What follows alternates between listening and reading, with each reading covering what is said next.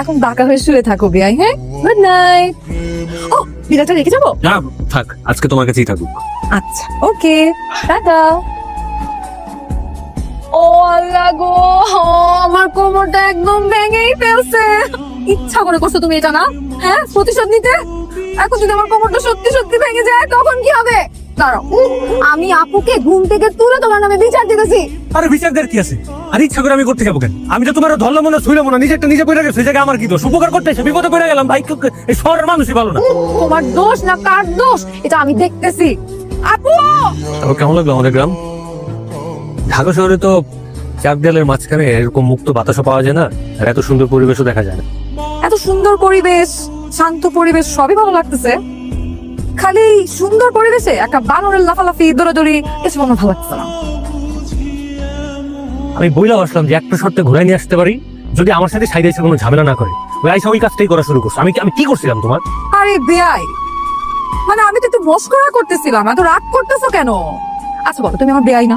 তোমার সাথে আমি একটু মস্করা করতে পারি না? একটু ফান করতেছিলাম, মস্করা করতেছিলাম। বাবা এখনো মাঝে মধ্যে আমাকে সন্ধ্যাবেলা বলে যে মিনার মতো একটু মুড়ি মাখা নিয়ে তো। আমি এত চেষ্টা করি, তারপর তার মন মতো হয় না। কেন জানি তার ভালোই লাগে না। বাবা কি আমার কথা এখনো মনে করে? আমি তো মনে করেছি বাবা আমাকে ভুলেই গেছে। এটা তো ভুল ধারণা আপু।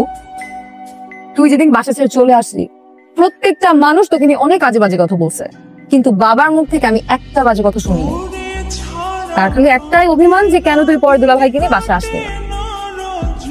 বাবার সামনে যাওয়ার সাহস আমার ছিল না, কারণ বাবা কখনোই তোর দুলা ভাইয়ের আমার সম্পর্ক মেনে নিত না। আমি তো জানি বাবার কি পরিমাণ রাগ। বাবা চাইলে আমাকে খুন করেও ফেলতে পারতো, তাই ভয়ে আমি বাবার সামনে আর যাইনি। আচ্ছা, তুই কি একবার বাবাকে আসতে বলবি? সেটা না হয় বলবো, আর আমার বিশ্বাস যে বাবাকে যদি আমি বুঝিয়ে বলি তাহলে বাবা এবার আমার কথাটা বুঝবে। আর যদি দেখে যে তুই এরকম রাজরানীর মতো আছিস তাহলে তো বাবার রাগ একদম গলেই যাবে। শালিকা, আমাদের গ্রাম কেমন লাগলো তোমার? গ্রামটা খুবই ভালো লেগেছে দুলা ভাই।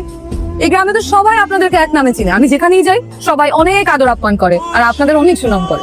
আর সবাই তো দেখে আপনাকে খুব ভালোবাসে। আমাদের গ্রামের মানুষজন এরকমই, সবাইকে খুব ভালোবাসে। মানুষ বুঝেন আর কি। দেখছেন দেখছেন দুলা ভাই, আপনার ভাই আবার আমার পিছে লাগতেছে। বুঝছি আমি, দেয়াই তো আসলে চায় না যে আমি এখানে বেশি দিন থাকি।